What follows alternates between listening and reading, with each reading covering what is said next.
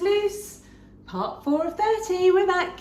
We're going to continue today the exploration of what it is to create your brand identity. We started yesterday and we got as far as the name. Yay.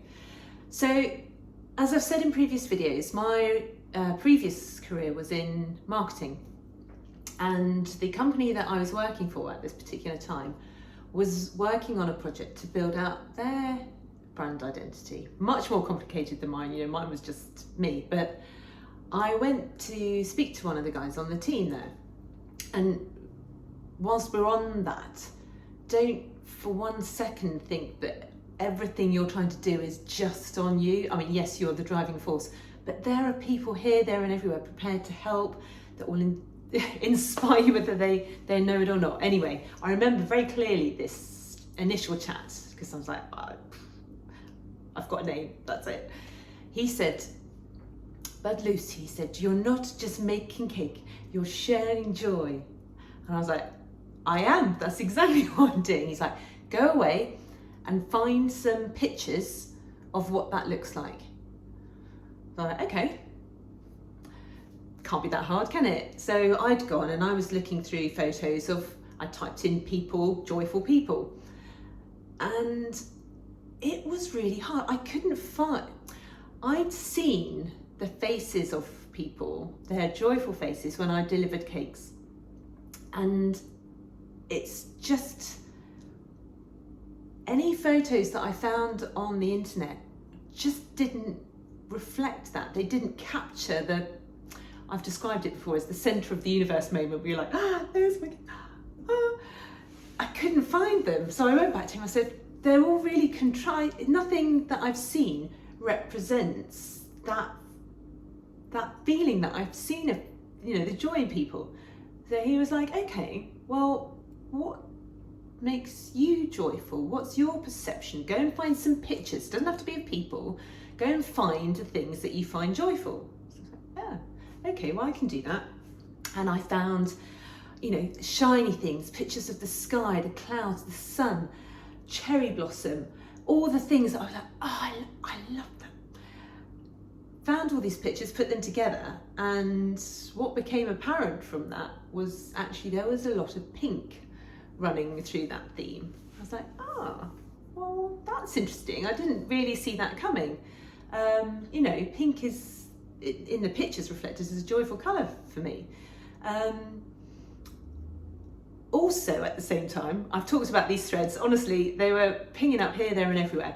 One chap I was friends with at school is the MD of a creative agency, and he was going to talk at a networking event, a networking breakfast, which I'd spotted, and I've been to a few of these, because you just never know what comes from a good conversation. Anyway, I thought I'll go and listen to, be nice to catch up, see what he's got to say. And lo and behold, he was talking about brand. And what he said was, KISS. Keep it simple, stupid. And be consistent.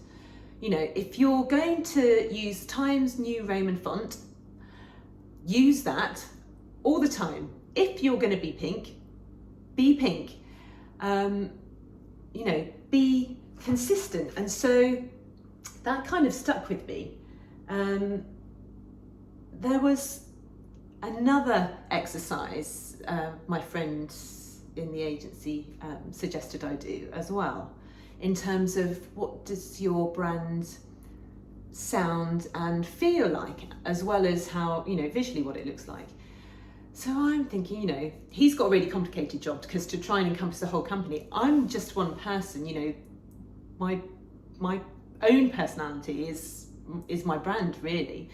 And so I was looking at words that resonated with me, that I thought, this is how I'd like my customers to feel with their interactions with me. So I came up with enthusiastic, obviously, not overzealous, like, and not just, I came up with caring. I mean, we're not saving lives, I'm not Mother Teresa, I'm making cake, but it was important, it's important cake is important for these celebrations. You know, I've talked before, we're making memories, and I care that what I'm providing someone it comes from a good place. It's all about sharing joy. So caring was another. What was the other word? Creative. Not avant-garde, not crazy off the wall stuff just because it's arty, and not sort of minimalist and nah.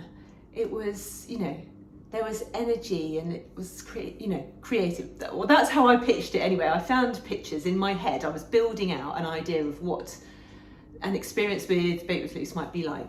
And the other was friendly. You know, I don't go around hugging people and kissing them. And I'm also not, nice to meet you. You know, that's not, I was really looking for words that represented me. And so now I had a name. I'd found this colour. I'd picked a font that I'd liked. I was messing around with logos and nothing really. Went back to Kiss from Tom. Keep it simple. Baked with Luce in pink in my font. That'll be the logo. Can't get any simpler than that. And so that's what I went with. So I'm building out, you know, this identity of my brand. I had some rules, some boundaries within which to build stuff for a website, for Facebook. What I didn't have was any other assets like photography or video. But as luck would have it, the universe works in mysterious ways. One of my friends that I'd used to work with had set up his photography business a few years previous. And he got in touch and he was like, I remember what it was like starting out, Luce. So he said, if you like, I'll come and do a shoot for you. I mean, and this was with good grace, you know, he was not expecting anything in return, but I did offer to make him a cake for his daughter. So, you know, this exchange of value, we'll come on to that another time. So anyway, we did this shoot. So now I've got Baked with Luce, the name, the overriding colour pink. I had the logo, I had some photography, and I knew in my interactions, it's not like, would you like me to make a cake for you? It's like, I'm excited to make this cake for you. You know, that was the tone, that was the experience of what I want people to feel when they are interacting with me. So look, these exercises of going to find visuals were all really useful. It gave me something solid to then take forward and, as I said, yeah, look at websites, the things that I need. But we'll come on to that in the next few days. I think what would be a good idea, and we're still on, you know, because of my background and I was in marketing, these were the things that I was thinking about. I knew I had still 3 months working my notice period to really do the work, get prepared, plan, build the stuff before I start, you know, suddenly I'm making cakes and I haven't got time to do all of this. This moment while I still had a full-time job was that was the time to make sure, and to quote another ex-colleague, get all my ducks in a row. So that's the plan, okay? Lovely to speak with you again. Catch up tomorrow. Mwah.